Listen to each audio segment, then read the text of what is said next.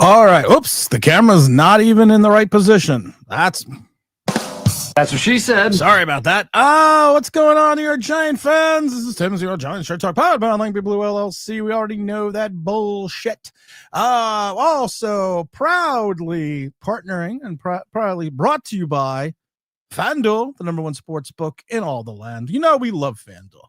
We're not going to talk about FanDuel yet because we're not going to talk about the points yet. We're not going to talk about all the wonderful things that FanDuel does, all the wonderful things they do. They do a lot of wonderful things. FanDuel, actually, I like FanDuel a lot. I've said that a lot. I got to find a good position for the camera. That's what she said. Oh, we got a lot to talk about. We want to talk about the New York Giants and trading for a wide receiver. The stupidity never ends.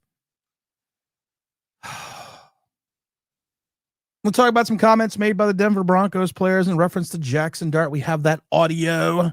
Good day. What is breaking in Wedgie? You have to say good day. Hey, Tim, good day, sir. I like us being in the waddle for the right price and or meters or meters. Myers. Okay. I don't. Here's the problem. And I'm going to get into this right away because once again, I just sit there, and I'm not the only one this time, but I just sit there and I look at the salary cap. I look at what we've done. I look at the fact that we are a 2-4 team going into Denver, going into Philadelphia, where you could potentially be 2-6. And you think that adding a wide receiver going into either Philadelphia or the 49ers game is a good idea. Doesn't anyone notice this? I feel like I'm taking crazy pills. I truly think like I'm fucking taking crazy pills half the time. I really do. I don't know. I don't know what else to say. I don't know. Because Joe Shane had to renegotiate a couple contracts. He had to renegotiate the contracts of players that we just brought in. And we talked about how we weren't really pushing out dead cap space. We weren't doing any of the things. We were playing smart this year, but you know what? It's the New York Football Giants. This is 2022 all over again. Or I should say 2023. We're going to go out and trade for Darren Waller. We're going to go out and bring Paris Campbell in. This is going to be a season to remember. Yeah, 6 wins later. It's one of those things that why do we continuously keep making the same mistakes? Now we talk about the $4.5 million cleared by the Giants. What we're not discussing was the fact that at one point in time, going into the first part of this is what kills me. This is what kills me. Okay. This is what kills me. and I'm trying my damnedest to not let this bother me. Because I'm going to the Knicks game on Friday. You know, the Knicks are going to win. Everything's going to be fine. But we're going to the Knicks game on Friday. We're going to the Knicks preseason game. And I know it's preseason, but, you know, I enjoy preseason games. I enjoy going out to these things and just seeing the players and seeing the bench. And there's so much going on. But there is a specific reason, not only the fact why the Giants had to clear $4.5 million. Joe Shane has talked about it before. We like that proverbial term of operational cap space. He likes to have that additional money sitting there because you need that money when you sign the likes of Juice Wells, when you bring people off and on the practice squad. So you have to remember that you need to have that money. Now, if you take a look at where the Giants are sitting right now, I should rephrase that. If you were going to take a look, because the league week just ended on Monday. So Monday night, the week ended. So the salary cap kind of rolls back around again. You know, salary caps everything is retabulated. Last week, of course, we talked about this before last week. Let's see if we can find the graphic. Let's find the graphic for everybody because we like to have graphics on this show because it shows how smart we are. Okay, so there was what we were looking at in reference to the salary cap before the week ended for the Giants in last week in week 6. That was before. This is before we did all the moves. This is before we did all the maneuvering. This is before we did all the minutia. So this is where we're sitting at right now. This is where we were sitting at. Now, of course, there was a specific reason why we had to clear up space. And that reason is, you got a lot of files, each branded with 100 MB. What? Fuck, I can't bring the file in. This was going to be really good. This was going to be great. But now it's telling me I got too many files on my damn computer. What do I pay for then? If I have too many files on my damn computer, you got a lot of files. Each brand is limited to 100 files. So please delete some of them before they're gone. Okay, well, I can't bring up the file. I can't bring up the file because they're stupid. So I can't bring up the file to show you what I want to show you in reference to the salary cap. Let's try it. This was going to be great. Way to fuck it up. Whatever your thing is called. Way to fuck it up, StreamYard. Well, after the Giants week ended and the salary cap rolled back, we were 400,000, but as of Monday or Tuesday, we were negative $854,000. That's where we sat after the moves we made from the practice squad and everything else. That's what we were negative. So this clearing of the $4.5 million wasn't just to sign a wide receiver. It was so we could literally get under the salary cap because we didn't have any cap space.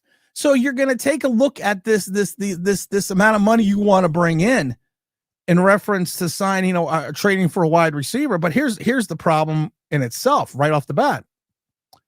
If you do that, you are going to still need to clear, wait for it, more cap space. Because if you take on a remaining contract that has $4.5, $5, $6 million plus incentives or bonuses, and you only cleared 4.5 and you were negative 800,000, the last time I checked, you were at 3.7 million. Math is math. So I'm just going to keep bringing that up. Math is math. I did not invent math. I talk about this all the time. So here we go. Now we got it up. So that's where we were sitting on Tuesday morning.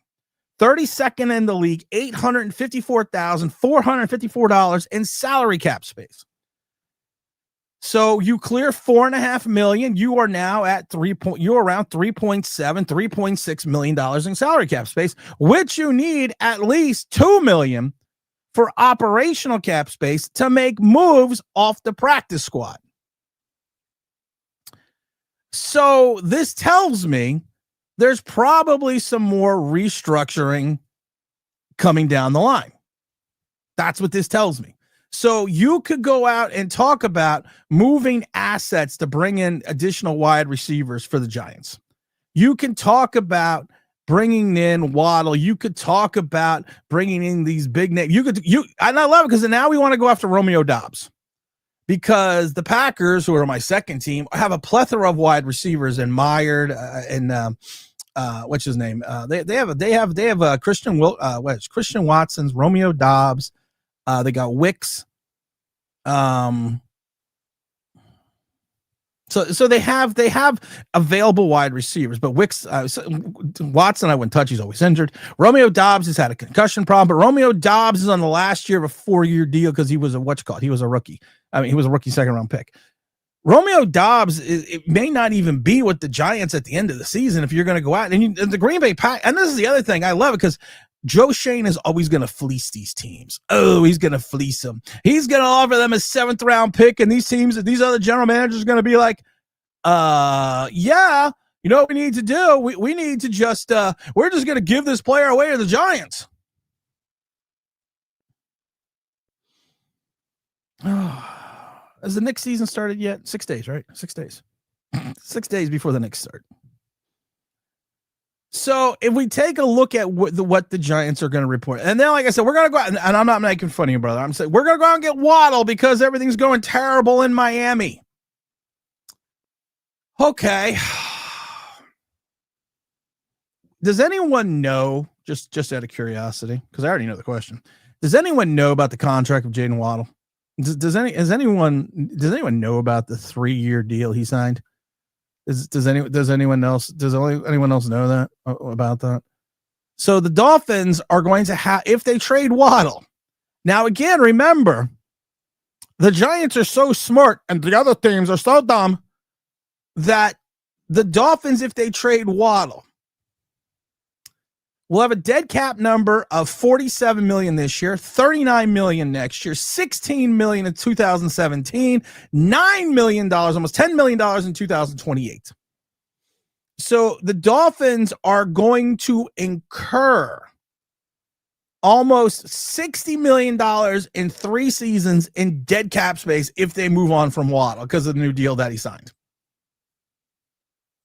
Does anyone know that? Did anyone look that up?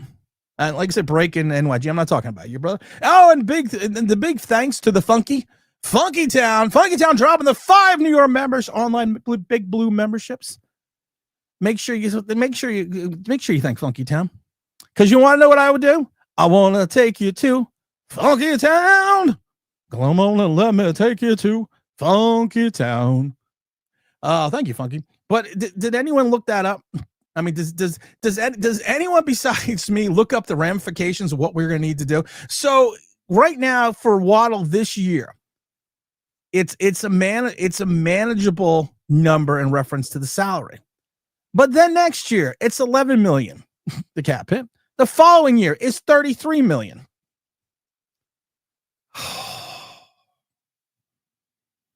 This is why my fucking head hurts. And we're doing all this. We're doing all this because of 3 games in the Jackson Dart era.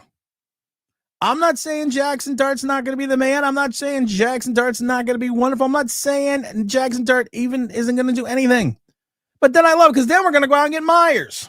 Well, last year's Myers only signed a 3-year, $11 million deal. I mean, excuse me, 3-year, $33 million deal last year.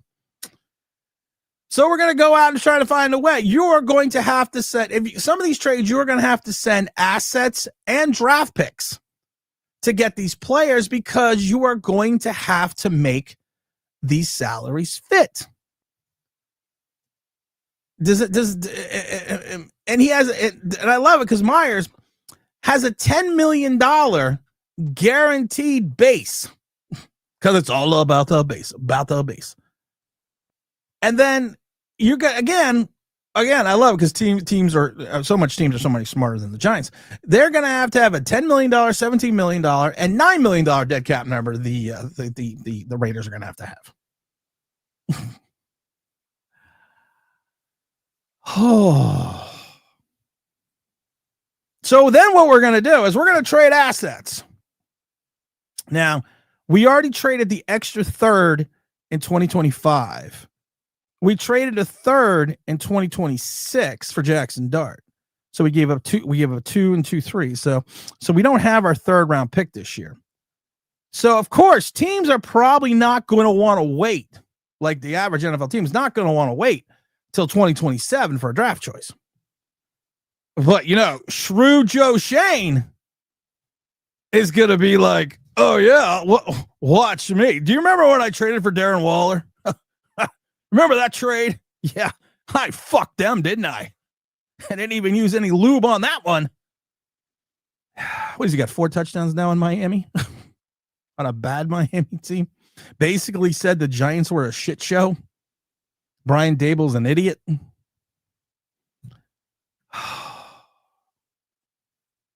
But this is what we're going to do. We are going to go out there and we are going to trade for a wide receiver for a quarterback that we have 3 starts in. Now, remember how wonderful everyone thought Tommy DeVito was. I'm not saying Jackson Dart is Tommy DeVito, but just remember how great Tommy DeVito was for those 4 games.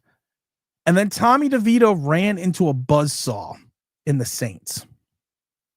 And I clearly remember doing the show. And Tommy DeVito was 3-3 that season. Does anyone remember that?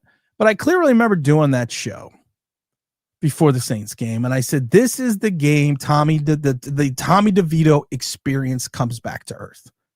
I pointed out to that Saints game. Because you had games where he threw, I love it. He had 3 touchdowns. Now you got to remember, Tommy DeVito Tommy DeVito he threw, let's see, he had the loss to the Raiders but he was 15 for 20 for 175 and a touchdown. Then he had a loss to Dallas where he was 14 for 27. So I mean, Tommy DeVito, if you take a look at the Tommy DeVito experience, it went downhill after that Saints game. It went crushingly downhill after he had the 3-game win streak against Washington, New England, and Green Bay. And the only team that was good out of that bunch, do you see a pattern yet? The only team that was good out of that bunch was the Green Bay Packers. He was 17 for 21 for 158 and 1 touchdown. Then he ran into the Saints. And I have this suspicion, I have this feeling. I got a feeling that tonight's going to be a good night. I have this feeling that this is Jackson Dart's Saints game, Tommy DeVito Saint game. And I'm not going to say it's going to end Jackson Dart's career, but the Broncos defense is not a defense to fuck with. The Broncos defense has a secondary. The Broncos defense has a pass rush. There is no CB2 anymore in Philadelphia. There's no safety in Philadelphia. If the rush doesn't get there, that's kind of like the Giants. The rush doesn't get there, it's Pearl Harbor. This is an offense that, while I'm not a big fan of Bo Nix, this Denver offense has talent.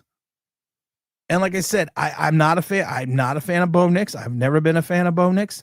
But this is a team that has some talent around them. This is a team that wins close games. You got what you call? You got Dobbins and you got Harvey. You also got Bo Nix running the ball. But then you also have Cortland Sutherland, Tony Franklin. You got Mims. Hell, you got Evan Ingram. Evan Ingram turning his whole. Evan Ingram's going to catch like 3 touchdown passes. So this is a team that is not devoid of talent as much as people want to think they are. This could be if you want to go back in French terms, if you want to go back to Napoleonic terms, this could be Waterloo. This could be Jackson Dart's Waterloo. Unlike Napoleon, we are not going to banish Jackson Dart if he has a bad game. But he's a rookie. And it's the understanding that he is a rookie, and it's the understanding that we need to have with this fan base that this guy, as much as we like him or certain people like him, is not the greatest thing since sliced bread. And there's so many other teams and players around this league that don't fall for the joy good feelings that we are seeing. I mean, Bronco players basically came down. Yeah, he's got the gold chain, he's got the dance, and he's got this. But they've even said, you know what, we have put up with this. Can I play this clip? Hold on, let's see if we can play this clip. Even what's the challenge of keeping him? Let's see if you can hear this clip. Scrambling at a really high rate so far this year. What have you seen from him on team, and what's the challenge of keeping him in the pocket? I know you guys have. Yeah, I mean, he's a young guy. He's feeling himself a little bit. He's out there running around. He's got the chain on. He's dancing. It's like everybody needs something. So, he's got the chain on. He's dancing. Everybody needs something. You know what you need? You need wins. But we went against QBs who have ran around in the pocket and have, tried to do stuff with their legs. So, ain't nothing we haven't seen. Is it a double-edged sword? And that's the thing, though. This defense in Denver is probably one of the most complete defenses in the league.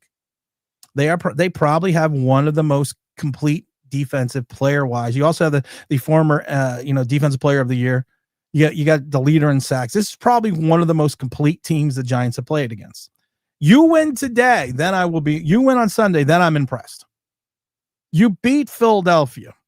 Philadelphia is so fucked up right now. And I was talking to Trenton about this, Trenton Wright about this on the last stream. They technically, if you look at the way the Philadelphia Eagles are, they technically could be 0-6. If you look at the games that they've won, they could be 0-6. The Chargers during the Giant game lost both starting tackles and their guard. And for some unknown reason, they went off script. You go into Denver, the Giants, and you get a W in Denver, then I'm impressed. Then we can talk. And we're not going to talk it then because we're not one of these channels that just blows everything out of proportion, because a week ago, the world had ended in giant content creators. The world had fucking ended after that New Orleans game. Now we're the greatest team again since sliced bread. No, Skyline, it's not OneDrive, it's StreamYard. They what you call it.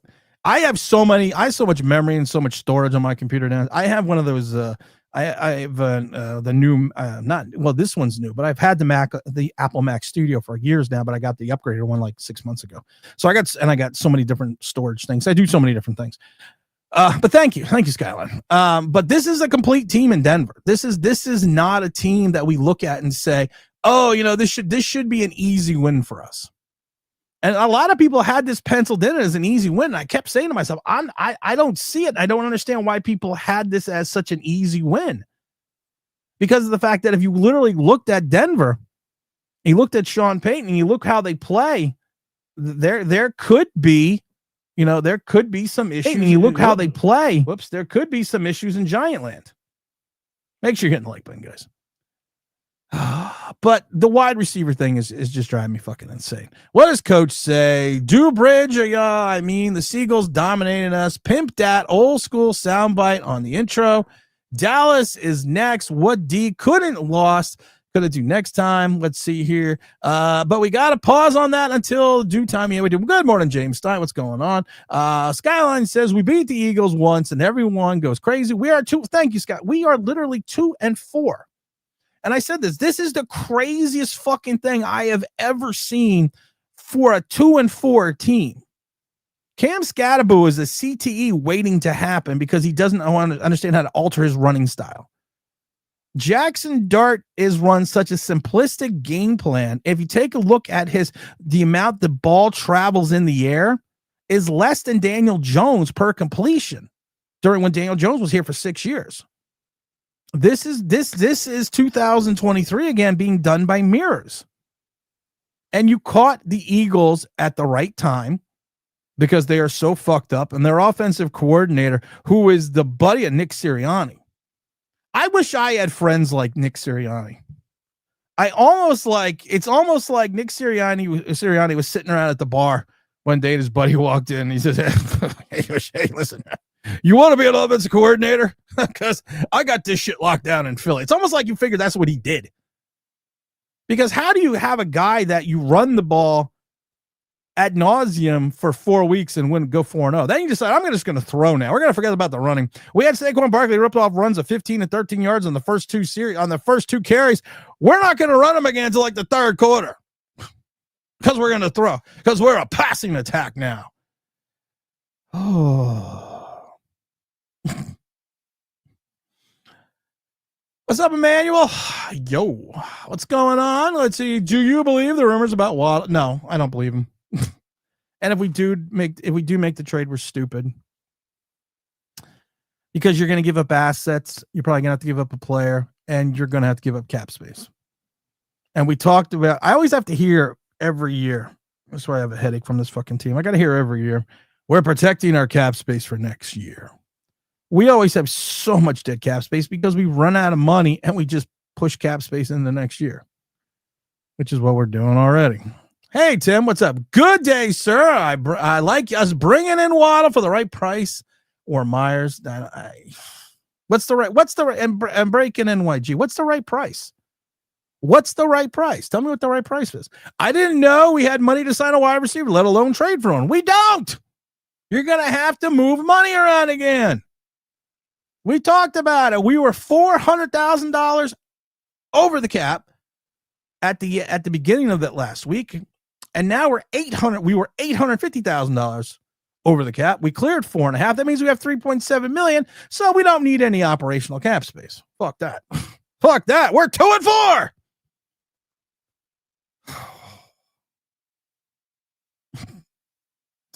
I miss Kenny G.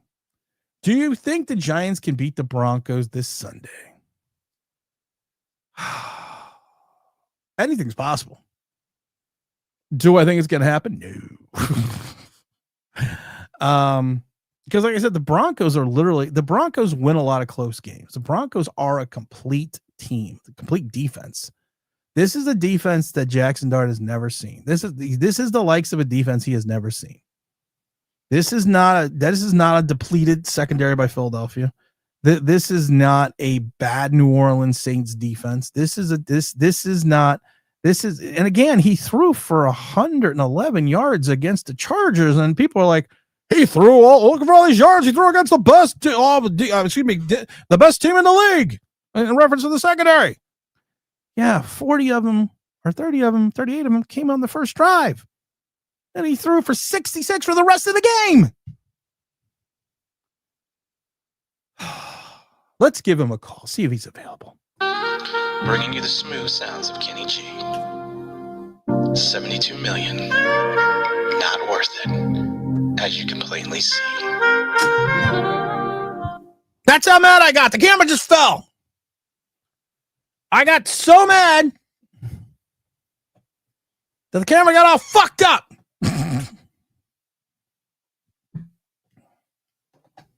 I got so mad from giant stupidity. Thank God for the Knicks. I was late getting downstairs. There we go. Why is it moving down? I'll give you a little strip show. Give you a little show there. Okay, you know what? No crotch shots. This is family television, guys. Eyes are up here, guys. My eyes are here, not down here. What else is going on? Trading for a coach, dude. Trading for a wide receiver is just stupid. We ain't trading our second round pick when we don't have a third round pick. Is stupid. We need to cap flex to move guys from the practice squad. Thank you. Thank you so much, coach. Thank you so much. Tim, what do the Giants need to do to beat the Broncos? Well, here's what they're going to have to do. It's quite simple. You're going to have to run the ball ad nauseum. That's what I would do. I would run the ball ad nauseum, keep it in third and short, try to control the clock, make sure you come up with 6 in the red zone, and keep their offense, which is going to be an issue for the Giants in reference to the coverage and the wide receivers. Can we stop with the fucking Drew Phillips thing? Drew Phillips, over the last 2 games, the 2 quarterbacks are completing 100% of their passes against. But don't worry, he makes tackles. Big shout out to Malcolm Brogdon for retiring. We had the Knicks have a glut in reference to contracts with Malcolm Brogdon, because you got Shamet and you got Shamet and Garrison. So you got Garrison Matthews, Landry Shamet, and Brogdon. The Knicks were only going to be able to keep one of those guys, and they're going to have to make the cut down by 5:00 per the way the contract is and the way the salary cap is set up. In basketball, they can only keep one of them.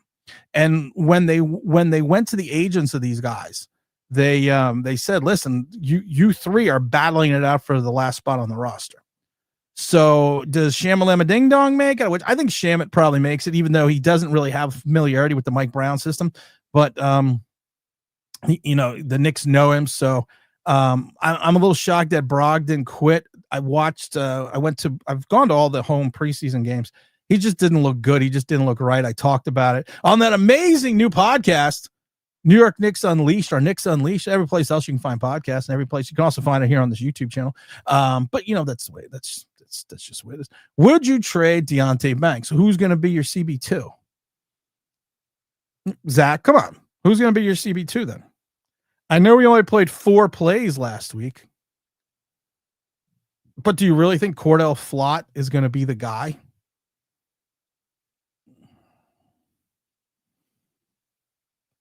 I mean, if you have the understanding, here's the thing. Here's the thing with Deontay Banks. If you have the understanding that you're trading him for an asset that is going to be here for an extended period of time, not a short-term contract on a wide receiver that could leave in 2026, I would use him as part of the trade. But you are going to have to remember this. It is easier to find a wide receiver 2 and 3 than it is to find a true CB1. Or you could just get a CB4 that's sweat from my balls. But it's easier to find a second wide receiver than it is to find a lockdown corner. And I don't think it's a change of scenery really that Deonte Banks needs. I think it's a change in system.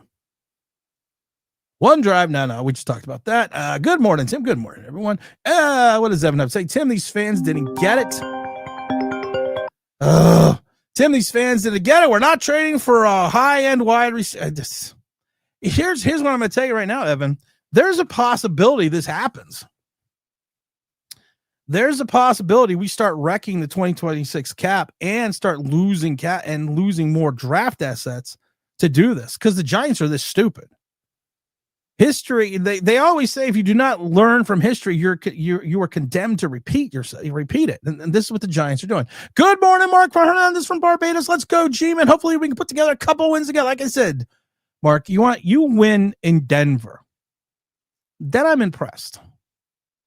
I'm not impressed with the Philly. I'm sorry, I'm not impressed with the Philly win. It's great to beat Philadelphia. It's wonderful to beat Philadelphia, but the moment is over. We're past it. We have to move on now. We cannot keep. We are going to rely and rehash that win for till kickoff of Denver. The moment's done. The game is done. You go on to the next week. Good teams and good players understand. You go on. You go. It was great, huh? Your fastball's up. Your curveball's hanging.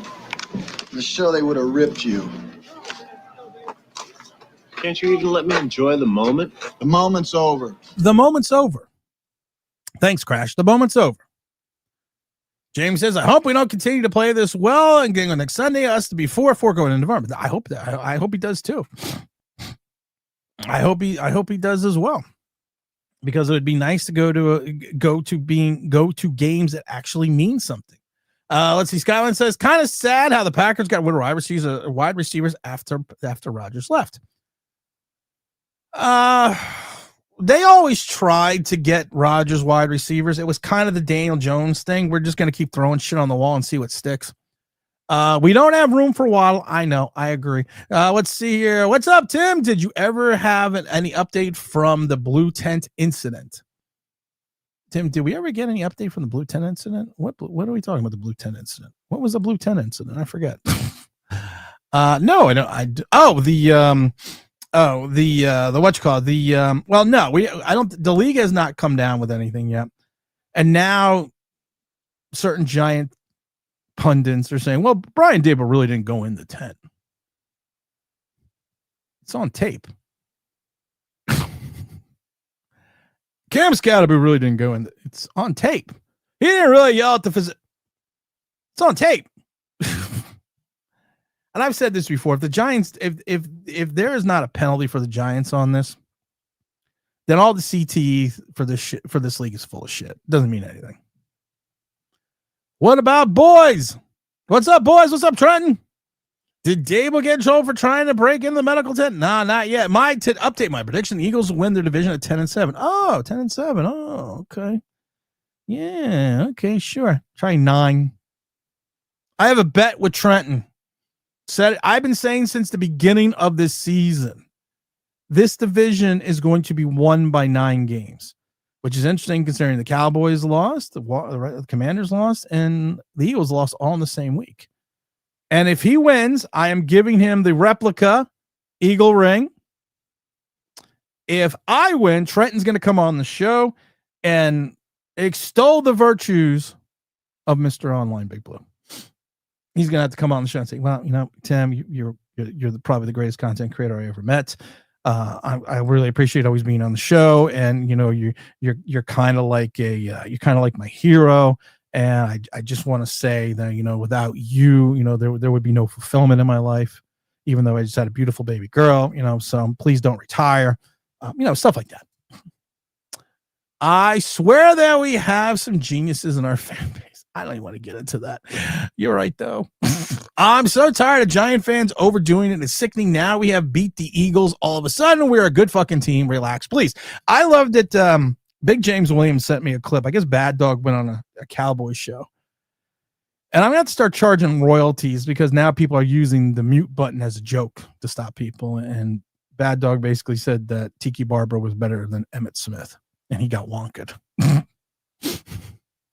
Myers is Slayton with one good season. This team is Burns. Yes, you just summed it up, though. You just literally summed it up. I am homesick today, waiting to hear some stupid Giant news. Where are you at that you're homesick? Don't worry, there'll be some stupid Giant news. Hit the like button, whatever, everyone, and the Giants will magically clear some cap space. Whoa, then I'm going to hit the like button. Hit the like. How many likes do we have? Okay, if we only have 22 likes, let's get to 30 so the Giants can clear some cap space. That's the other thing. We're getting rid of Singletary. Everybody wants Devin Singletary. It's amazing that the entire league wants Devin Singletary. He hasn't had a good year in 3 years, but everyone wants him. Trade Ellie Moore, Fudd, and Singletary to the Chargers for Harris. They won't re-sign him at tackle, so we can sign him back next year. No, they're not going to do that. William, they're not going to do that. Why would the Chargers do that? Literally, I mean, okay, this is everyone's homework for the rest of the week till Sunday stream, because we're not going to do anything till Sunday because I'm going to be at the Knick game tomorrow. This is everyone's homework. Before you propose a trade to me, think to yourself and say, self, why would the other team do this? Not just because we're Giant fans and we fleece everyone, even though we never get it right. Why would they do this? We trade King of the almost sack. And then he has his best seasons the last 2 years. Better than Dexter Lawrence. But don't worry, we fleeced Seattle. Seattle was like, yeah, dude, I'm on a stream. I'm on a stream working, and this guy wants to call me. Let's see here. So great. We just cost us Jaden Daniels. So what do? I don't know. So what would you do? What would I do? Nothing. I would literally do nothing. I would literally do zero because there's next year. Do you really think a 2-4 team right now is going to be I gotta email this guy back. Let's see here. He's got to stop calling me. What's this name? Joshua. Working.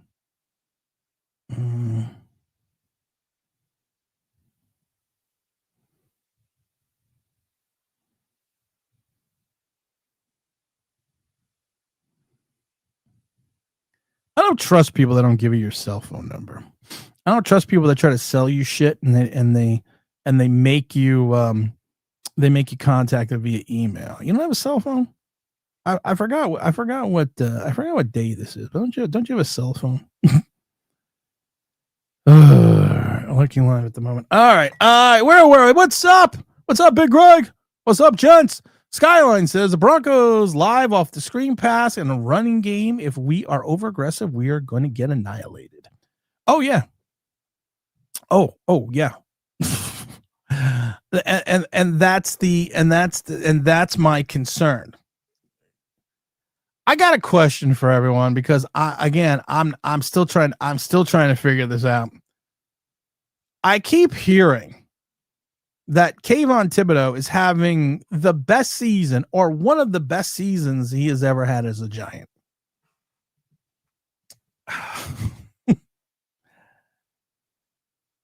So in 6 games, he's got 7 solo tackles and 2.5 sacks in 6 games.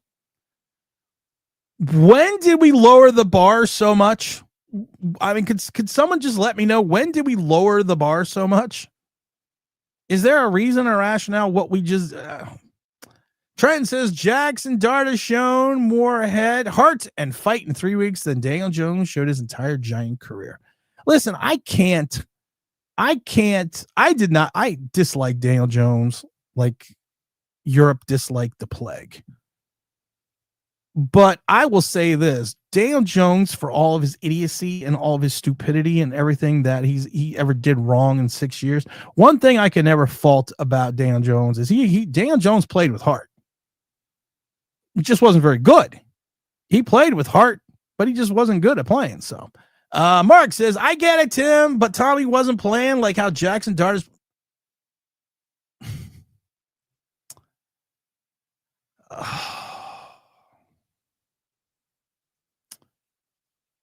Really, Mark?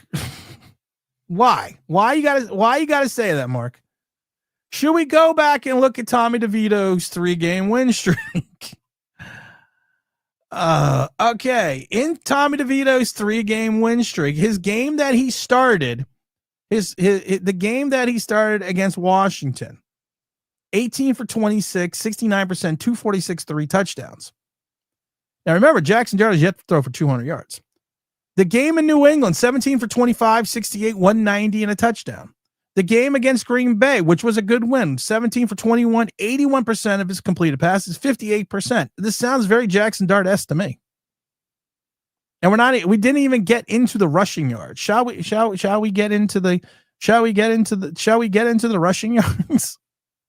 Watch this, Mark. 9 carries, 45 yards, 5 carries, 29 yards, 7 carries, 57 yards. Oh, Mark, come on, brother. You know better than that. I thought you were going to play the body bag sample. Yeah, I could have. Quit hating on my birds. I'm always going to hate your birds. Don't know what's going on with the names, but it's C-Sand. Hi, Mr. Sanders. What's up? I don't know what's going on with the name either. Are you on Twitter or I'm not Twitter? Are you on that other place or that? Quit hating on my birds. No, because you know what? 9 wins. And I don't even think it's you anymore. I'm going to go with Washington. I think that the division may go Washington, Dallas, Philly, and then New York.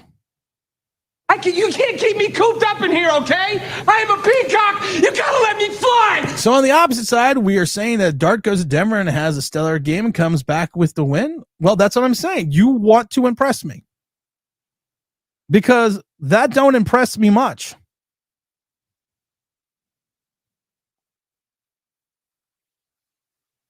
So you think you have the touch.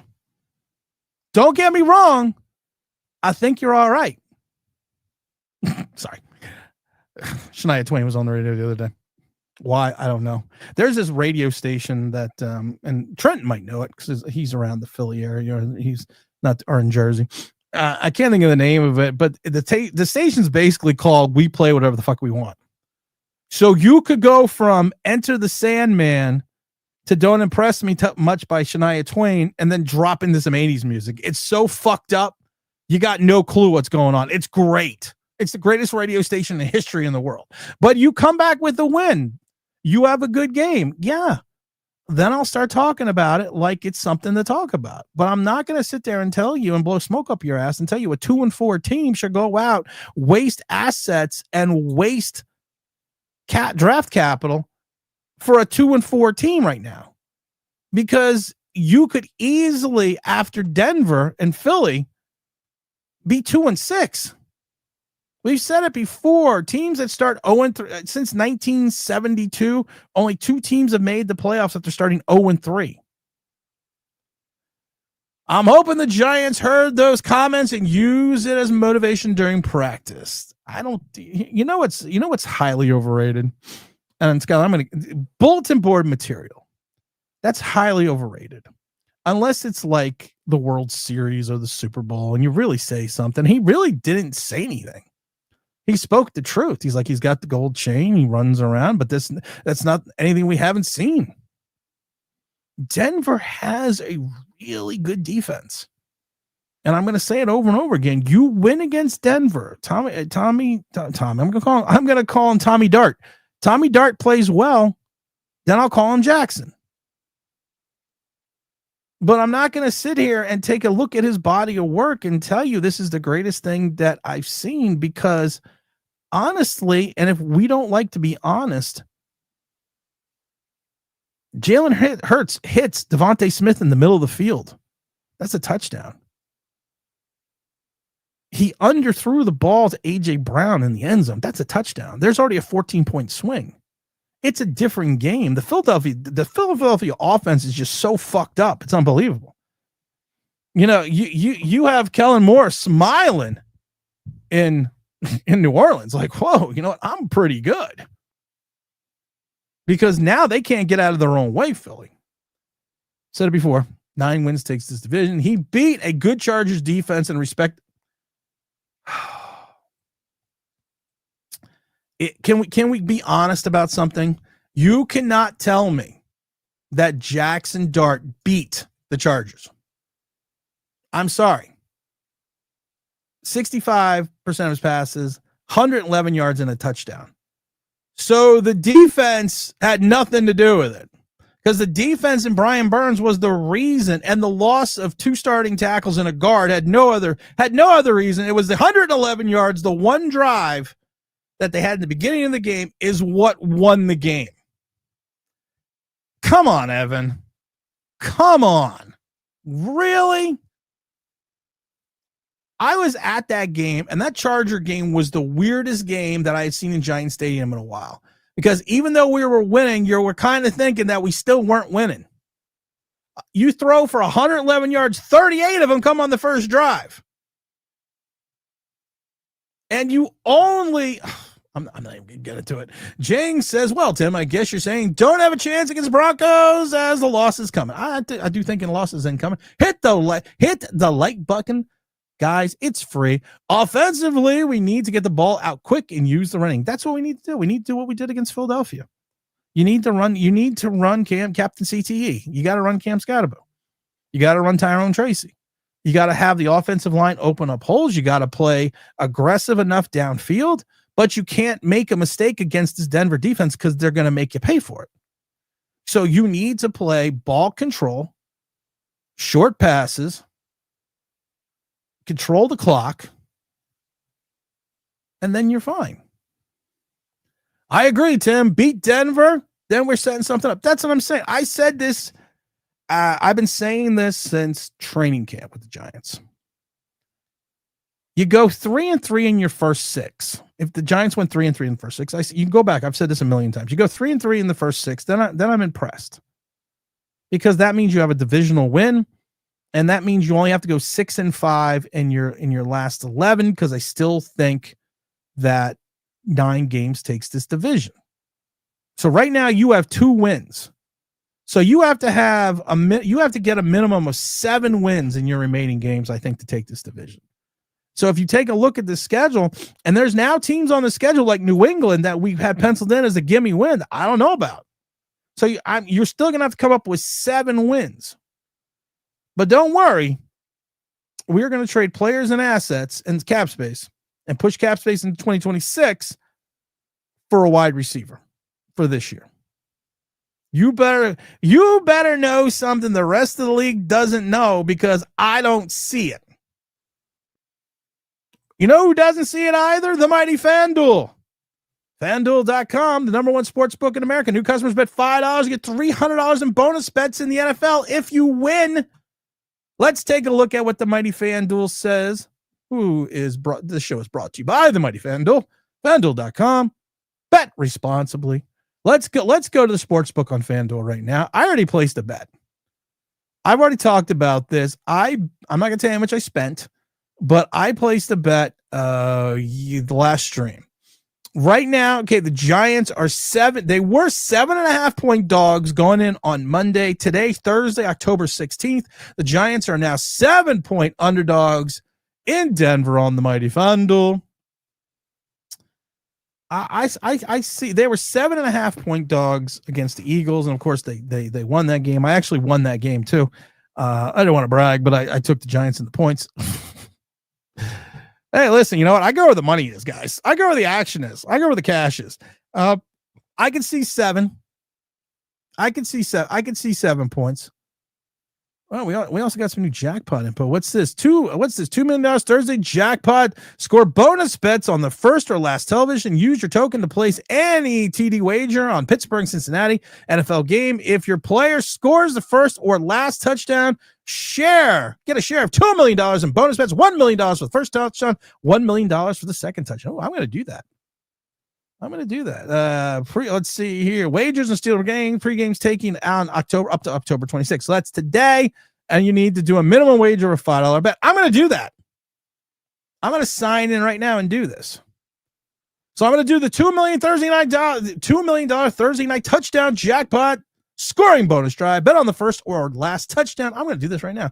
I'm going to take the Giants and the 7 points as well. I took the Giants and the 7 points the other day. So everyone go to FanDuel, the number one sports book in America. FanDuel doesn't just have sports betting. They have everything from online slot machines to horse racing to FanDuel television to everything else. So that's FanDuel.com. Trenton Wright says, Sirianni hiring plus the OC was a generational mistake. Oh, yeah, big time mistake. Big time mistake. Any given Sunday, that's what's so great about the NFL. We can win the game. I'm not saying we're going to, but it can happen. Hey, listen, do you remember in Any Given Sunday when the Miami Sharks went to New York and Willie Beeman forgot his invisible juice? What happened? I find Gotta get to work. What happened to Willie? He got smoked in New York. Come on. My name is Willie. Baby, I keep the ladies creaming and all my fans got screaming. You can defeat me. You're dreaming. Don't forget, flex your chest. Get metrics. Huh. Oh, we always love that sound about. Let's see. Evan says, I don't want to restructure more contracts. Just get a wide receiver from high school. Dead cap. But yeah, I was going to say, hi, dead cap. I agree. I was going to just get a wide receiver. Excluding the fourth against the Eagles, Broncos had scored 16 points in 7 quarters. That's what I said. I don't like Bo Nix. William, I'm not sure where we're missing the point is. I don't like Bo Nix, but they have a defense. Denver has a lights out championship defense. That's what I said. You want to impress me much. If you want to show me you got the moves, but not the touch, you win. Don't talk about trading for a wide receiver at 2 and 4 when you got Denver and Philly at home. They're home. Then we can talk. Prime says, salute, Big Tim. What's up, Jazzy says, don't trade for wide receiver. You're not going to get a contending team. Genius Joe gave Slayton the money he traded for Hyatt. I traded for Hyatt. Then we need to step it up. You're right. 2nd and 6. No, I'm not giving a 2nd and 6 for Waddle. No. People think that trading Tibbs for wide receiver is good to do. I would do it. Oh, I'd do it in a heartbeat. I already proposed a trade back before the season started with Green Bay that I sent Tibbs and a 2nd rounder for Romeo Doubs and Quay Walker. Because I said you fix your team, you get yourself a 2nd wide receiver, and you give the pass rusher that they needed in Green Bay. This was before the Parsons trade. I'd say you take a 2nd and Tibbs, get Dobbs and Quay Walker. Green Bay gets the pass rusher they wanted, and we get the wide receiver and the linebacker that we needed. And it all fit in the cap. But the only issue was, and that's why you were only giving up Tibbs in a 2nd, is both Quay Walker and Romeo Doubs have expiring contracts. Drew Phillips can't even make a tackle on the wide receiver before he sticks. Then we're thin at quarter at linebacker. Hello, McFly. Flott is so tiny. I agree.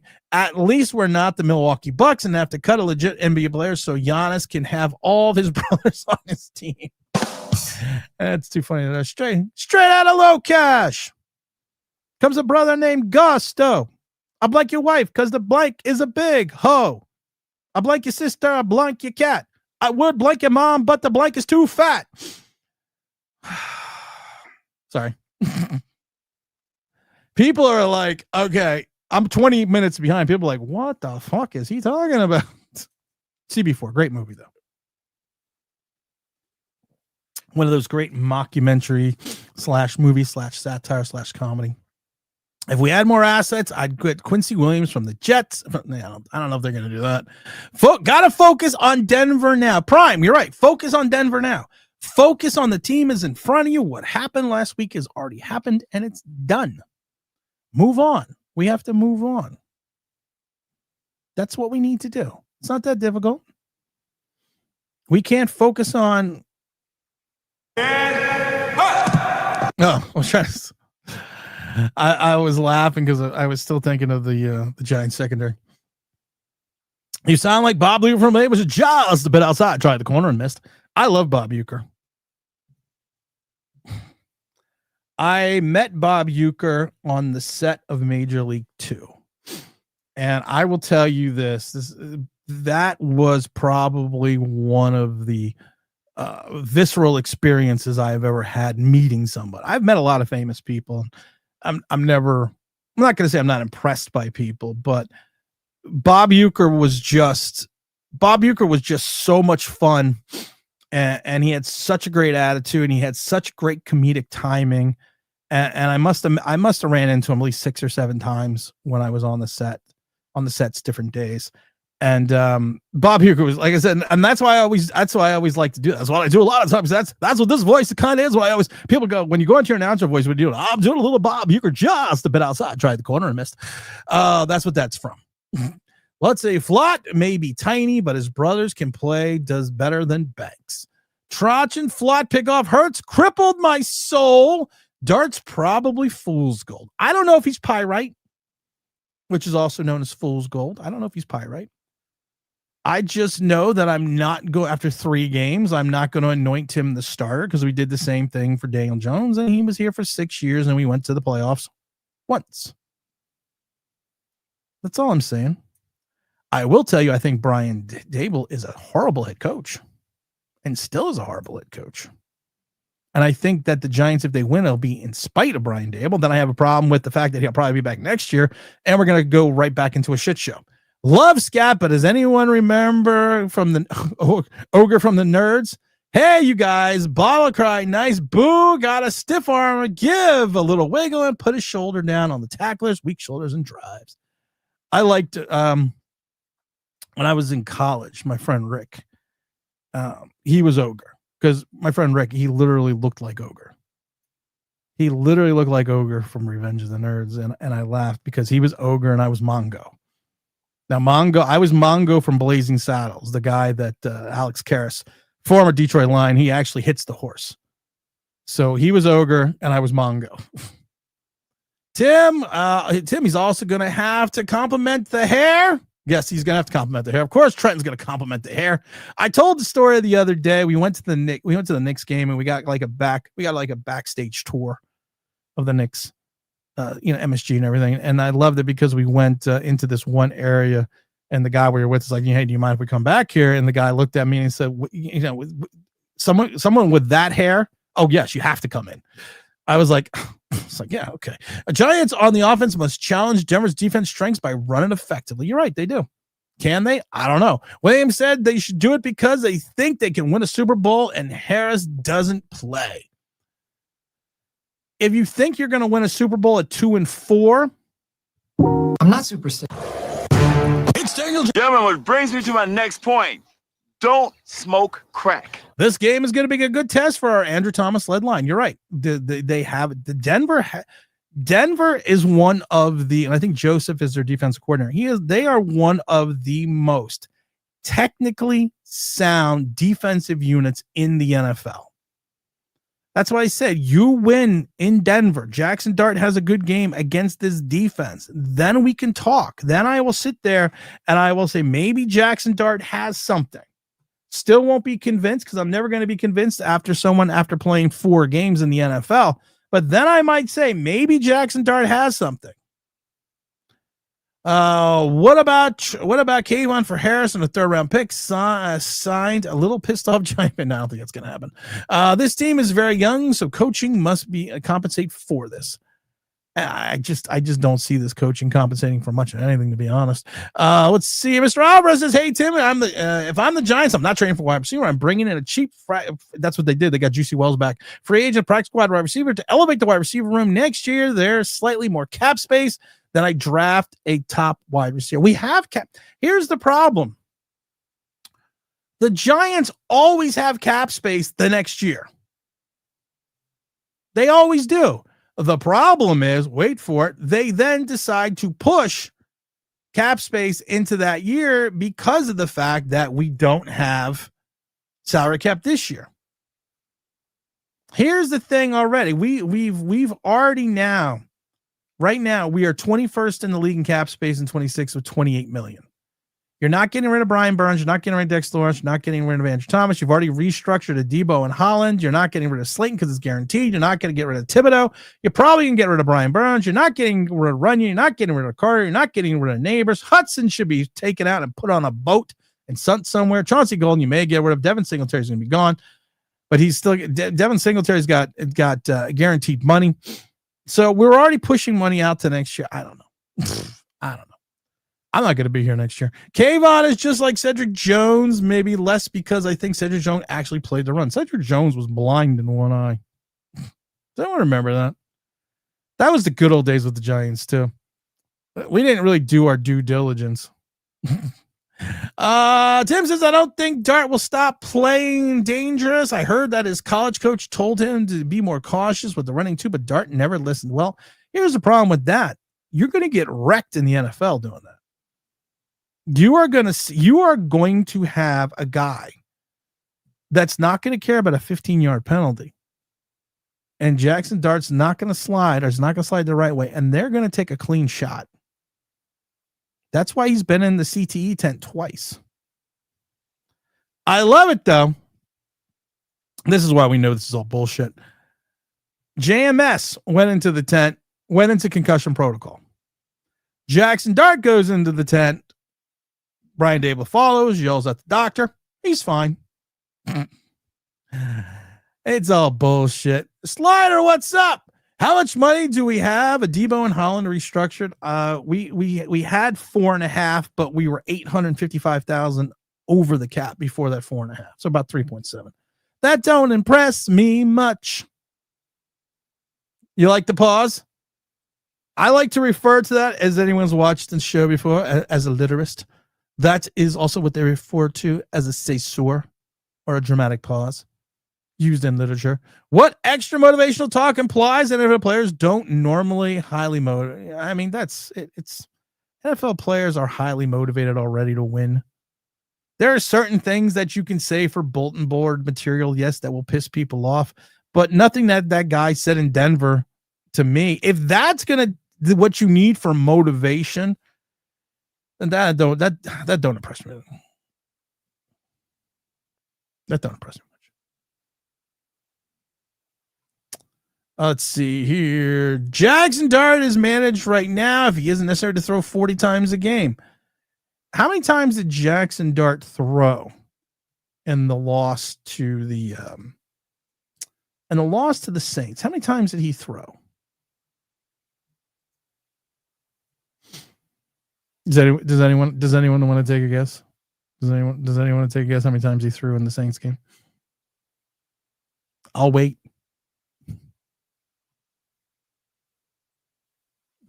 Think it's all right, but that's not gonna keep me warm on a low. Oh, he threw 40 times.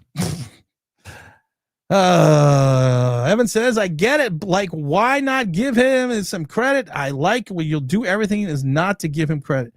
It's like you'll do everything. I get it, but why not give him credit give him his credit? Who am I giving credit? Who am I giving? I'm giving Jackson. Why am I giving Jackson Dart credit?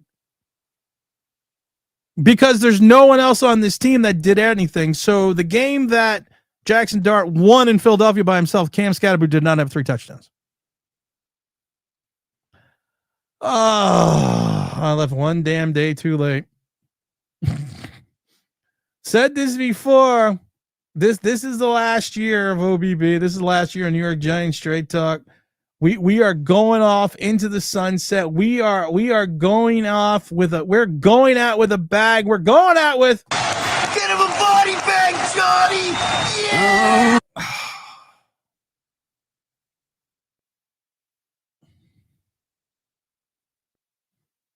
Here you go, Evan. This is for you, Evan. You take the blue pill. The and I like Evan. You wake up in your bed and believe whatever you want to believe. You take the red pill. You stay in Wonderland. And I show you how deep the rabbit hole goes. Let's see. Dart couldn't like his field against Fields against Denver. He actually is competent. So yes, he is key part to the win. He's going to have to be a key part to the win. We can't push the pile in short yardage, power running. You're right. Hit the like button 3 times, and Tommy DeVito will be here behind you with a plate of cutlets. Bloody Mary. Bloody Mary. I'm not calling her. I'm actually asking for a drink because I'm getting aggravated already. Oh, Dart has to improve his arm strength this offseason. He's no baby making. He does need to improve his arm strength. Because we talk about the big plays on the third down. We don't talk about the miss to Slayton. We'll talk about the Slayton drop, but we won't talk about the underthrown ball off the flea flicker. We won't talk about that. We won't talk about the fact that he threw the ball 5 yards short and wrecked Malik Neighbors' knee. I'm the only one that'll tell you that because I'm the only one that can tell you the truth. And I don't want to hear it's the turf concern. You can see he ripped his knee in the air. And I love when people are like, well, when you watch it, he planted his leg. Well, actually, the leg that he planted is not the leg that he tore. James says if the Giants can control the time of possession and score several touchdowns in the process, they can beat Denver. Sure. That's exactly what they're going to have to do. Dart has the potential. I'm not sainting him yet. Patrick, that's the way to look at it. Great way to look at it, Patrick. Great way to look at it. This is great. There's a great one right here. It's a 2 for 2 for Patrick. Where's 2 in the box? Do we have 2 in the box? 2 in the box. Ready to go. We be fast and they be slow. It's a team sport, but Dart did his part. Yeah. What do we got? A big all super chat from RWB coming in. Of course, all super chats go to the Philadelphia Children's Shop. Ugh. You have to bring up Cedric Jones. So many Pro Bowlers, Hall of Famers in that draft. They picked a guy who was blind. Best part about Cedric Jones, the best part about the Cedric Jones story, the Giants did their due diligence. The medical staff did their due diligence and everything. He looked like he was going to be this run-stopping defensive end who could rush the passer as well. It just turned out he was blind in his left eye, legally blind in his left eye. And somehow the Giants missed this in the physical. It was I literally could see it now. It's like okay, let's do the eye test. Okay, I see A, B, C, made in China. Oh, perfect. See the other side. Okay, I see a goat, a hippo, -11.9, 2020. Sorry. Again, people are tuning in like, what the fuck? What's going on here? Let's see here. That's Dable's Wonker Broncos offense. Yeah. Oh, you're right. Winning on the road is tremendous for a very young team, and you're going to have to do that. That's the thing. You're going to have to win on the road. We are going to have to win on the road. I love that there was a guy that did a video with the Jackson Dart concussion.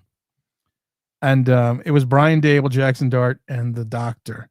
And the doctor asked Jackson Dart, what day? I mean, he goes, what did he ask? He goes, where are you at? And Jackson Dart looks at it and goes, November. And Brian Dable turns around and goes, oh, no, he got it right. That's his mother used to call him November. Let's see here. He made some play. Let's see here. Dart could have looked like the. Let's see here. We can't push the pile in short yardage, power running game. We got to hit the like button. Dart has to improve his arm strength. We got that. James says, let's see. We got that. Dart has potential. We got that. Stop playing the Madden simulator. Well, the Madden simulator is great because all we have to do is just turn off the cap space. Nice trade, Tim. Thank you. How about we trade Jameis? Well, Jameis doesn't cost us anything. Jameis isn't going. You're going to trade Russell Wilson. You're going to do anything. Jameis isn't going anywhere. Jameis is on a 2-year team-friendly deal, and you need a backup quarterback. And you need someone that can go out and steal crab legs. Hey-oh. I know that was a long time ago, Tim, but it's still a funny joke. God, people got to get over themselves. People got to get over themselves. That's the problem. That don't impress me much. Let's see. Anything else going on here? I gotta eat something. I'm hungry. I am hungry today. Let's see. We talked about that. We talked about looking forward. We talked about that. We got so much we've talked about today. We've covered a lot today. Don't forget, also, go check out that brilliant new podcast, New York Knicks Unleashed. We had our first episode the other day. which I'm not going to lie was a wonderful episode. It was probably one of the best episodes that I've ever done in reference to a Nick channel. So what I'm going to do here is I'm going to put the needle on the record. I'm going to copy the link. Even if you're not a Nick fan, I thought it was a good fun episode that really kind of was a nice breakdown for the Mike Brown offense going into this season. So here we go. We're going to put there. So it's going to be I put the link in the thing. It's going to be it's going to be a weekly thing. And it's going to be every like 3 days before. Okay. Straight up Adonis Mitchell for Slayton. No, because then you're still short a wide receiver. Lord Tim, I can't believe we finally have to choose one created by the force of the God. If we get Waddle, I might end up streaking. Please don't. Denver has a good defense, but they played against the Titans, the Bengals, with no quarterback, consistent Eagles offense, and the Jets. Really, we played against the Chargers with where three of their 5 starting offensive linemen were out. And we played against the Eagles where 4 of their 5 starting offensive linemen are out, and they don't have a CB2 as well. And we played against a lowly Saints team. What does that tell us? Trade Slayton, man. I really don't know why we signed this guy. Little Jordan Humphries has more chemistry with Dart than him. Juicy Wells can play, by the way, too. Everyone thought Travis Rudolph was going to be able to play, too, out of Florida State. That didn't work out. Sup, Tim? Why are we talking about trading when we are negative salary cap? Well, no. We talked about this before, Jersey Beaner. We talked about this before, right? We were negative 854,000. We cleared $4.5 million. We're now $3.7 million. We have $3.7 million in cap space, which means we don't need to go out and bring anyone off the practice squad. We don't need to field 53 men. That's highly overrated. Remember the last year in Joe Judge where we couldn't field 53 men on the roster? We don't need to. That's fielding 53 men is highly overrated. We don't need to do that. Just go out, go get Waddle, go find another 4 million, and then pray to God that we never have to make any more roster moves. I can't blame Dark from Lake injury. Non-contact injuries happen all the time. You watch me blame him, Mr. Campbell. Watch me blame him. Watch this. Twofold. Russell Wilson makes that throw. Everyone in Giant Land is blaming Russell Wilson. If we're going to be honest, and we don't like to be honest. We don't like to be honest here in Giant Nation. Russell Wilson makes that throw. 3/4 of the Giant YouTube creator community is blaming Russell Wilson. You throw that ball 4 yards ahead of Malik Neighbors. That's a touchdown. He threw it short. What I got to say you really don't want to hear because honesty ain't too high up on your people priority list, right? Honesty? You want honesty? You throw that ball 4 yards, 3 yards ahead of the wide receiver. That's a touchdown. We are not talking about the Malik Neighbors injury. Russell Wilson makes that same throw. He tears his knee in the air, which you can do. I've seen people do it on the basketball court. Same type of thing. Everyone is blaming Russell Wilson. Jackson Dart does it. It's like when Daniel Jones in his rookie season threw the ball behind on a screen to Saquon Barkley, and Barkley ripped up his ankle and missed 4 games. We didn't blame Saquon. We didn't blame Daniel Jones for the bad pass. We blamed the turf and everything else, and the fact that Saquon Barkley wasn't in position to make the catch, not the fact that it was an extremely bad throw by Daniel Jones to Saquon Barkley, which basically prevented us from having him for 4 games and potentially making the playoffs and not as a 6-win team. Few years ago, every Giant fans like cupcakes and mid-round schedules and then close to the playoffs and then sucked the following year. I'm not rooting for the Giants until they go to the playoffs in back-to-back years. I don't care if they go to the playoffs back-to-back years. I just want to see them be competitive. I've said this before, but I'm not drinking. I've been around watching this team since the 70s. I'm not drinking the Kool-Aid, because you drink the Kool-Aid way too early, you're Jonestown. That's what it is. Now you got to remember, the Giants have had 22 head coaches in their career and their thing. I lived through the likes of Bill Armsberger and John McVay. Armsberger was 7-28. McVay was 14-23. It wasn't until Ray Perkins came in and saved us in that 81 season where we made the playoffs at 9-7. Then we kind of got fucked with that strikes shortened season. But he made the turnaround, Ray Perkins, and then we went into Bill Parcells. And then people forget, we know Ray Hanley nearly killed us. Dan Reeves wasn't that great for us, but then we ran into the Fossil. Then we had Coughlin. Then after Coughlin, we've been in the desert. So I am not going to follow into the trap after watching years of a team go 17-28 under one head coach from 74 to 76, then from 76 to 78 go 14-23. This is the worst that I've seen the Giants. This is the worst Andy Robustelli era as general manager. So if you want to get giddy after we have been in the desert for 14 years and have 2 playoff appearances because you're 2-4 and you want to risk your future on everything right now, that's what it is. That is what it is. I love when people like, you're just being negative. No, I'm not negative. What is it, your period? Yeah, I got my period today.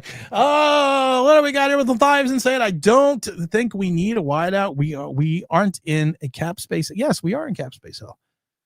Before the trade, we've showed this. We're going to show it again. Before the restructure, start of this week, we're negative 854,454. We cleared up $4.5 million, so we're about 3.7 million in cap space. So yes, it doesn't make any sense. What do you think about Tiki Barber being included in the Hall of Fame next year? No, sorry. Tiki Barber, it has nothing to do with Tiki Barber in regards to what he did to the Giants. He quit on the Giants. He basically quit on the Giants. This is a guy that does have 10,000 yards rushing, but he's only got 55 rushing touchdowns. He's only got 2 touchdowns of 2 seasons of 10 touchdowns or more. Yes, he had the big season in 2005 where he ran it for over 1,800 yards. And people are going to talk about his, he also had the receptions and all this. But do you know Tiki Barber only has 12? I think he only has 12 receiving touchdowns. So basically what we're saying is he's got 67 touchdowns in his career. He had a peak where he had 3 good seasons in a row, 2004, 2005, and 2006.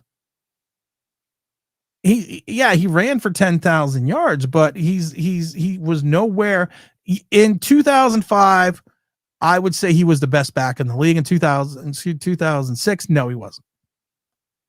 There's nothing in reference to him in regards to anything playoff related, to anything that you take a look at and say to Tiki Barber, okay, Tiki, people talk about Gale Sayers being in the Hall of Fame after playing 5 years and 3 years after the injury, but Gale Sayers was such a player that he redefined, even though he only had a short 5-year career, he redefined the sport. Tiki Barber isn't even in the top 25 rushing. Do you guys want your mind blown about Tiki Barber? These are the people that are ahead of Tiki Barber right now in regards to rushing. Ricky Williams. Now, like I said, he's not even in the top 25. Ricky Williams, Warwick Dunn, LaShawn McCoy, O.J. Simpson, Corey Dillon, John Riggins, Steven Jackson, Fred Taylor, Derrick Henry, Thurman Thomas, Franco, Allen, Edgerrin James, Falk, and Brown. That goes up to the top 11. So if you let in Tiki Barber, then you got to let in Ricky Williams, Warwick Dunn, LaShawn McCoy, Corey Dillon, Steven Jackson, and Fred Taylor. And at times, for more than a period of time, some of these backs were better than Tiki Barber was in his prime for a longer period of time. So how can you put Tiki Barber on that list as a Hall of Famer when he's not even in the top 25 in regards to yardage? He's not even close to being in the top 40, I think it is, in touchdowns. The top 20 in the all-time league stops at 81 touchdowns rushing. So no, if Tiki Barber would have came back, and let's say he played 2 more seasons, everyone thought that he did. And let's say he rushed for 1,500 yards to make it easy, so it's 3,000 yards. So that means he would have 13,450 yards. And if you give him even 6 touchdowns, let's say you give him 6 touchdowns each year. So that means he would have 12. That means he would have 67, almost 70. He would have 13,000 yards and 70 touchdowns, plus another 20 total receiving. So then he would have 90 plus touchdowns and 13,000 yards. Then you could talk about it. But he did not define his career really until 2005, 2006. Yes, he was on that Super Bowl team, but you also got to remember that this guy fumbled. His fumble issues didn't stop until 2004. Prior to 2004, 9, 10, 9. It wasn't until 2004 they had 5, 1, and 3 when Tom Coughlin fixed it. So he's not even close. Carl Banks, on any other team outside of the team that had linebackers with 2 Hall of Famers in Carsons and Taylor, and then also had other great complementary linebackers like in Pepper Johnson, Gary Reasons, Brian Kelly, Bradley Van Pelt. That makes more sense because he would have gone anywhere else. Now, Carl Banks only has, I think, 1 Pro Bowl and 1 All-Pro appearance. 1 Pro Bowl, and 1 NFL All-Pro NFL. But you put him on any other team that does not have Lawrence Taylor and Carl Banks and 3 other guys, he's a Hall of Famer because of the fact that he was that good, but he was overshadowed at times by the guys that he played with. And people don't understand and respect how good he was when he played because of Lawrence Taylor and Harry Carsons. People will forget the great lineage of, Carsons, Bank, Taylor, and Reasons, which was such a great thing. Let's see if we can get over Jones stealing $80 million. You can look past Jameis taking some crab legs. No, no, I can't. Do we want to talk about the BB gun incident? Do we want to talk about the attempted rape or the rape incident in Florida State? We want to talk about a lot of things with Jameis Winston. There's a lot we could talk about. There's a lot we can unpack there, but I'm not doing it. Do you believe if Tiki doesn't retire, do the Giants win Super Bowl 42? I don't think the Giants win Super Bowl 42 if Tiki Barber's on the team. Hey, Tim, I wanted to wait until the end of the season to make a conclusion on what we have in Dart. Ryan, I'm with you 100%. All I'm saying is that we could not trade for a wide receiver unless we are straight up getting someone for Slayton. No, you can't get rid of Slayton. You can't. Because then you're back in the same boat. You don't have a second wide receiver. Wandell is your slot. We've seen nothing from Juicy Wells. We have seen nothing from Bo Collins. Little Jordan Humphreys, we've seen nothing from, even though he just came back. So no, you can't move on from Slayton because he's also got a 3-year, $36 million guaranteed contract. Because they already don't like Russ. Yeah, that's the thing. If you want to be honest, we talked about this before. You want to be honest. You make that, like I said, Russell Wilson makes that throw. We are bitching at Russell Wilson for wrecking Malik Neighbors because he underthrew the ball. Jackson Dart does it. It's like, it's the damn turf's fault. It's the turf's fault, even though he did it in the air. I'm never going to understand this fan base sometimes. I really don't. That's why we're going to do Knicks full time this year. Full time, full steam ahead next year. Get off my lawn, the Mad Ramblings. The award nominated. Get off my lawn, Mad Ramblings of a Gen Xer. People that do not know, we have been nominated for the best African American podcast. Not a joke. Get off my lawn, the Mad Ramblings of a Gen Xer. I have an interesting idea. Okay, let's hear it. But it's a bold one. I like bold. Call Ryan Poles, propose this trade, give DJ Moore and a first. No. First of all, if you did that, he is not going to. He's not going to. He's right now. Ryan Poles is not going. Yes, DJ Moore is an afterthought at the moment in Chicago. Yes, he is an afterthought. And he is a guy that should not be an afterthought. He's a guy that they are trying to move into the system, but he's also a guy with 20 receptions, 215 yards, and a couple touchdowns, and he's also rushing the ball. But this is a guy that's been a perennial 1,000-yard wide receiver. They are not going to mess with the chemistry of Caleb Williams because it's too fragile. And I agree with trading Dexter Lawrence, but I've been saying that since the beginning of the season. But Tim, CET should be afraid of Scat. What a clown statement.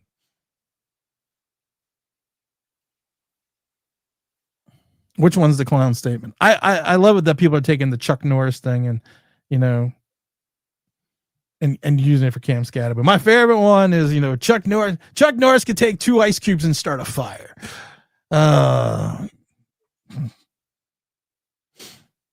Let's see. How many underthrows did he have to adjust last season and nothing happened? But that doesn't make sense, Ian. It only takes one.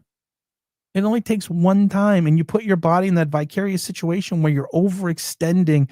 You watch the play. He literally stops, comes back. Oh, you know what? I got an idea. He tears his knee. You can literally hear the knee ripping.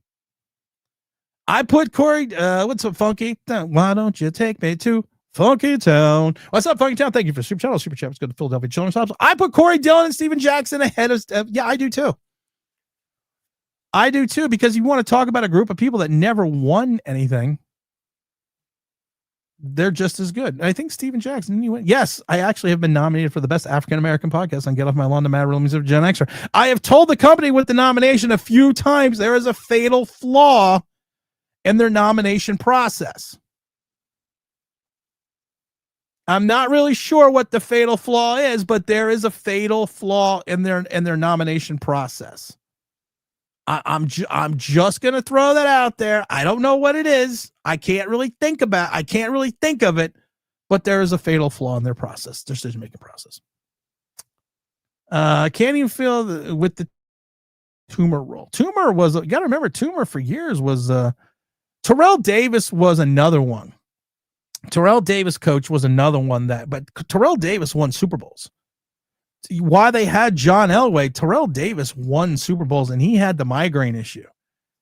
But he was an integral part of the Super Bowl runs for the Denver Broncos. This is a guy that only ran for 7,000 yards, but here, watch this. He ran for 7,000 yards in 7 seasons and still had 60 touchdowns. He had touchdown seasons of 13, 15, and 21. He ran for 2,000 yards and was a multiple Super Bowl winner. And I think he was how many let's see, he was the AP MVP in 98, 3-time Pro Bowler, 3-time All-Pro. I mean, you take a look at it. It's a little bit different. It's a lot bit different because he also has championships tied to that. Banks is a Hall of Famer, but he's still a dipshit. Listen, I have my, hit the like button, everyone. I have my own thing with Carl Banks, and like I said, I think Carl Banks, we work shit out. I don't even think we worked shit out because I don't think there was any shit to work out. But I'll give Carl Banks credit. This year, he's more associated with being, while he definitely gets the check from the Giants, his broadcasts are still Giant slanted, which they should be, because if someone paid me, I would do the same thing. I would sit there if I was the Giant play-by-play. If I replaced Bob Papa, I'd be like, okay, right now Jackson Dart comes to the line of scrimmage, calls, he looks over the line, he calls out the mic, here's the snap. Jackson Dart fades back. It's a beautiful 2-yard catch by Wan'Dale Robinson. That is probably one of the greatest throws I have ever seen in Giant history by the young Jackson Dart. I would do it. Is it called selling me out? It's called selling out. Well, put a for sale sign in the fucking front of my house. Let's see. Let's see. Let's see. The team is a season away from being a Super Bowl contender, or more than a season away.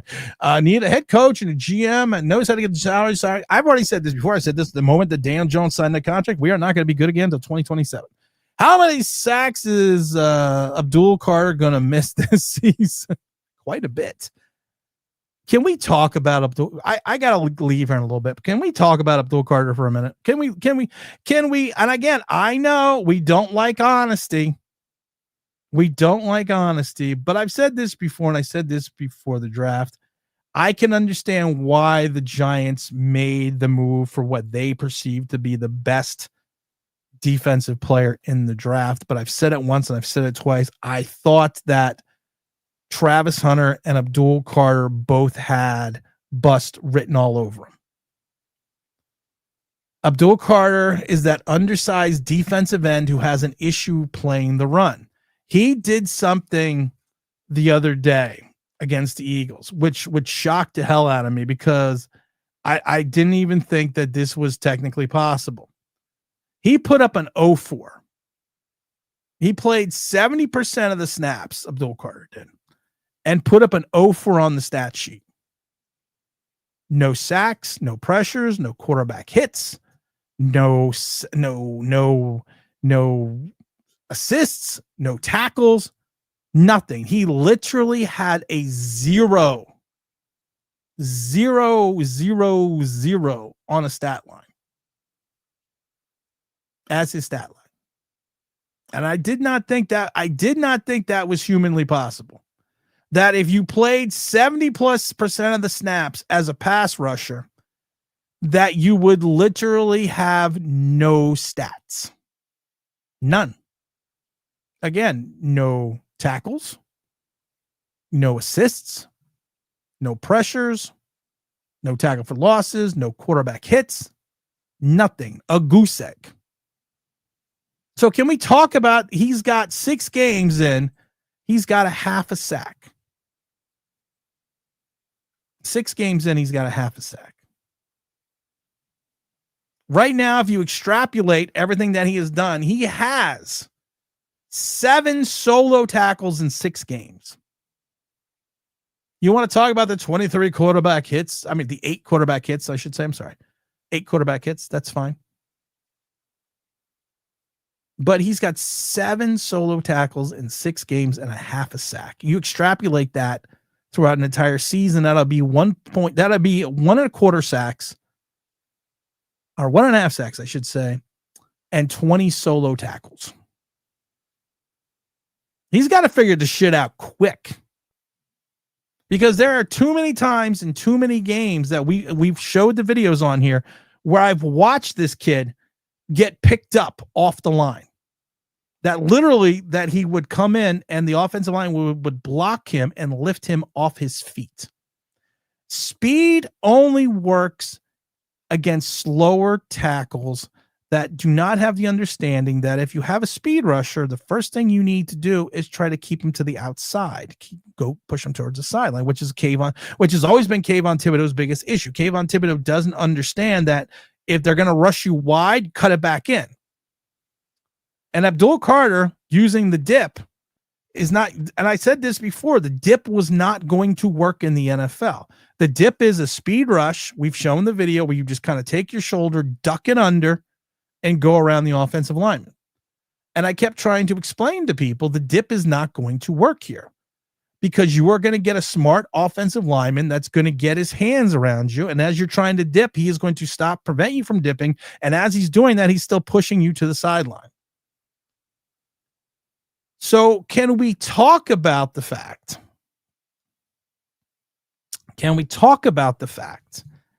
That he is getting more snaps because of injuries? He is getting more snaps because of this.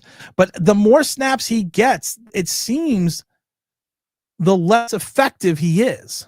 And I've said this before, and we had Jerry Oslowski, the former Buffalo Bill offensive lineman, on before the camp, after the draft and during camp, and he said the same thing. I would use him 30% of the time. I'd play 33 to 40% of the plays. I would use him as a situational pass rusher. I would create mismatches, but do not keep him on the field for an extended period of time because he's going to be exposed, which he is being exposed right now. You even had opportunities where you went up against second and third team defense, right tackles and left tackles, and nothing. When can we talk about it? Let's give them something to talk about.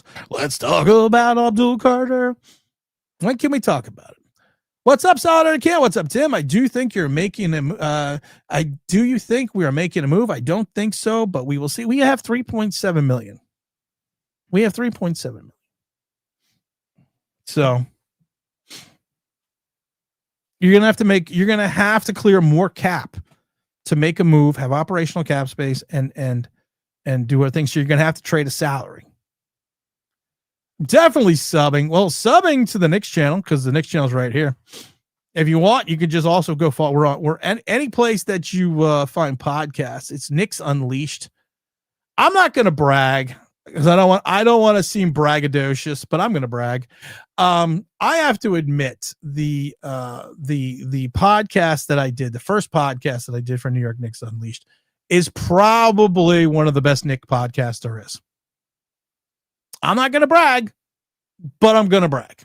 It's probably one of the best Knicks podcasts you will ever listen to. It was fun. It was entertaining. It made you think. It was just one of those podcasts that literally, unlike the Giant channel here, and I'm not going to lie, unlike the Giant channel, I kind of just wing it. You know what we should do? I don't know if you can hear it, but let's listen to the first minute. Let's see if we can do the first minute. This is Inside Mike Brown's Knicks, roster cuts, cap crunch, and a faster offense, question mark. Put the needle on the record. This is New York Knicks Unleashed. Stops on a dime, launches. Oh, yeah! Jalen Brunson buries it. Found every week my podcast. All right, here it is. Bernard looking for 50, and he's got it. Back-to-back 50-point games to Bernard King. Now has Starks for Ewing. Ewing with the spin. Ewing.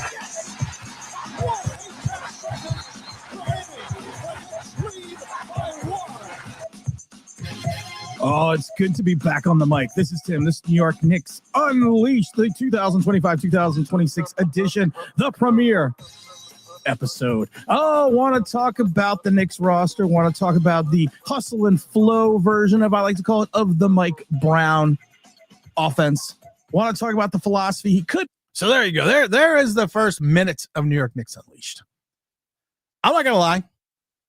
It was pretty fucking awesome. Not going to lie at all.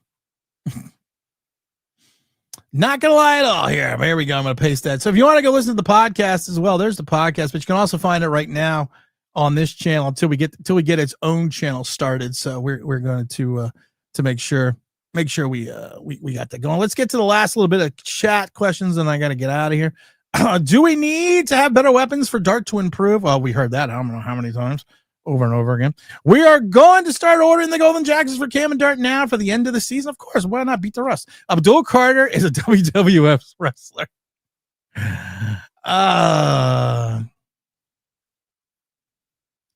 Put your hands up. We played that and got in trouble with it. Put your hands up on your hip. When you dip, we dip. Let's see here. We got in trouble for playing that last time. The Giants are a very confusing team. You're not wrong. Cam and Dart helped us this team in terms of changing the game culture to a winning one. No, not really. Not really, because it has to be sustainable. Tommy DeVito said that during Tommy DeVito's 3-game run, James, you know this, everyone says it's a culture change. Oh, hey, and I kept saying over and over again, why isn't this racist? These stereotypes, but being the top-rated black podcaster of the year, before I get off my lawn to Matt Ramley's, what do we know? Let's see here. Is Cam Bradshaw the same? No, not even close.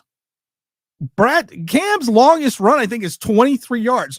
which came against Dallas off the play that was set up by Russell Wilson. People forget Russell Wilson ran that formation, the shotgun. He faked the handoff and he ran it to the left for like 6 yards and then he fell. They set up the same play. It's a sucker play. It's a trap play. They set up the same play with Jackson Dart. Everyone thought Jackson Dart was going to go left. Instead, he handed the ball off to Cam Scatterboo, and Cam took it up the middle and got tackled at the goal line. Few series later, same formation. And that's why they call the trap play a sucker play, because when you do a trap play, it suckers the defense and the defense looks really bad and the defenses don't like to look really bad. So what happened is they came up a couple series later, tried to run the same play. And what did Jackson Dart do? He snapped the ball, faked the handoff, went to the left, ran into a brick wall, fell down. So yeah, it was all basically a play set up. Amon Bradshaw was a home run hitter. Tim, what do you use for your salary cap calculations? It's a very sophisticated process. It's very sophisticated. I'm really like to talk about it. In the French, and there's a French word for it. In France, they call it calculator. And in Spanish, it's el calculator. So let's see your could you explain the cap space? I'm trying to explain to our fans. Not today because I gotta leave. I'm already late. But yeah, we'll do that next Sunday. We'll do it Sunday. Shane doesn't know how to use them because here's the problem. Shane is actually trying to use him. That's the problem. Funky Town, get some practice in HDT. We are bad last game. Oh, the Knicks? No, they were bad last game because they played all their reserves. They didn't play one star. Tim, what money we clear up? So I say, well, Isaiah Hodges is cheap. Yeah, but he's on the Steelers right now. Big Dom, what's up? Was waiting for the setup for the sarcastic response. I saw you, Dom. I saw you. Dom and I talk about it all the time. Math is math. Math is math. In Europe, especially in London, the device I use is, hello, mate, got me a calculator. Let's see, I never recovered from Isaiah Thomas. Neither did I. Neither did Brown Sanders. I can never say her name. This guy is funny. That's my job. But Tim, what's up, Dom? Give me a very good salary cap breakdown explanation when he gets time. Oh, I can. Thank you, Don. That's actually a compliment. Dom, I take back 2% of the mean things that I've ever said about you. That's a lot, though. That 2% is a lot. People are like, 2%, that's not a very big number. No, it's a lot. You should see our text message exchanges. What's for lunch today? That's the problem, RBW. I don't know what the lunch is for today. I got so much. I got so much I have to do today. I have a Get Off My Lawn podcast I need to cut. I got a Knicks podcast for tomorrow. I'm going to be at MSG on Friday. We have homecoming, the game tonight, and the dance on Saturday. There is so much going on right now in this house. My wife has got like a full day Saturday without me. Big Don, if you're out there, I think we have to defend freedom. If you're out there, Big Don, I'm free Saturday from like 10 to like 5. I'm probably going to be free.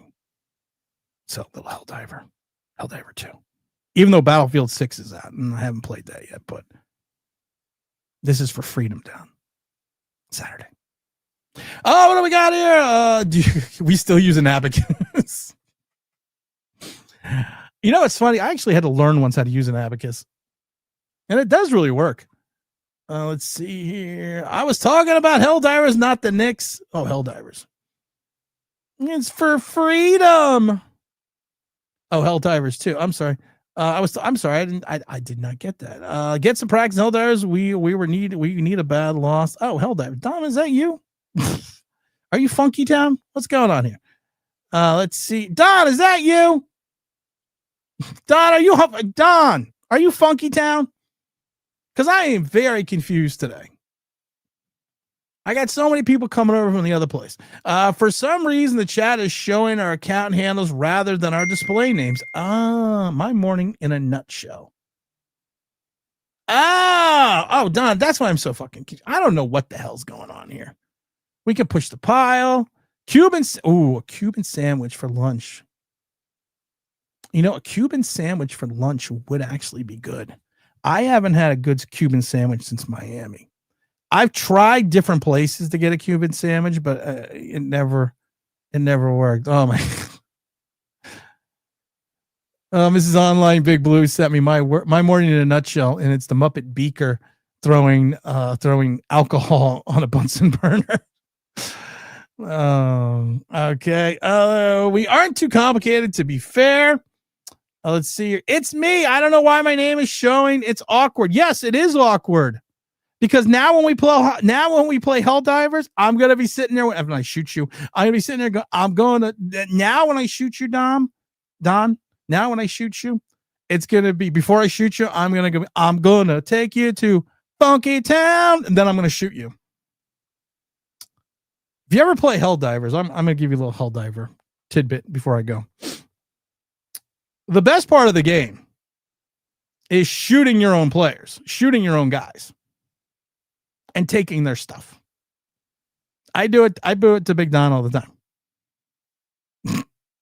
Then one time he told me I shot him in the back, but I didn't. I thought I shot him in the foot because I was just trying to shoot him in the foot. But I'm such a good player that I shot him and I killed him. I played last night. I didn't see you around. I was on last night. I played one round. Let's see here. Let's see. I have them on my desk at work. Not actually joking. I can believe it. Because when the hamster dies running the wheel for the internet, you need something. Hey-oh.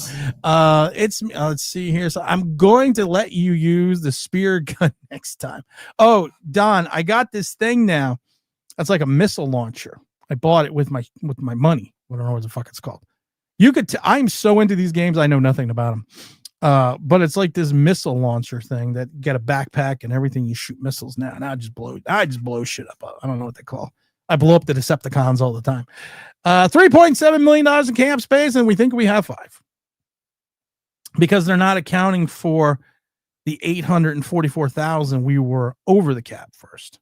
So technically, yes, they had 4.5, but we are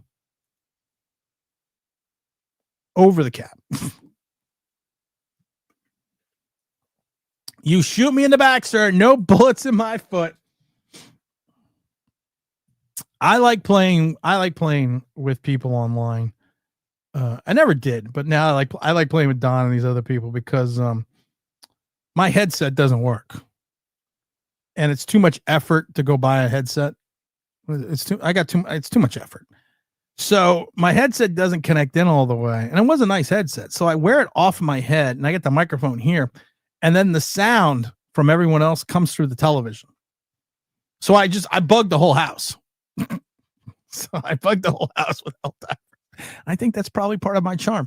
All right. Does anyone got anything else to say? I would say, does anyone else, Don or Dom, you got anything intelligent that you want to say besides the fact for freedom?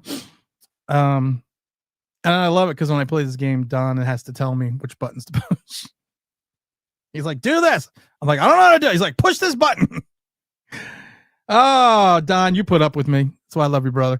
Go ahead and order a headset from the internet. It's good. No, I'm not going to. For Super Earth. No, I'm not going. See you Sunday for the cap ride. Yes, I will be here Sunday for the cap ride. Do you prefer killing bugs or bolts? I like the bugs. I like killing the bugs because, first of all, we know this is a ripoff of Starship Troopers. We know it's a ripoff of Star Wars in some regards and a ripoff of Terminator. So I am a huge Starship Troopers fan. It's one of my favorite movies. So if you ever played like Desert Island, the 5 movies you would take, Starship Troopers would be one of my movies. I was thinking about it the other day. It would be, I would bring Casablanca. I would bring This Is Spinal Tap. I'd bring Aliens, Jaws, and probably Starship Troopers. Let's see here. The Squids kicked their butts last game. So much but Don, I would like you to remember in that last game, who was saving your ass left and right. And then Don Funkytown does not know how to drive.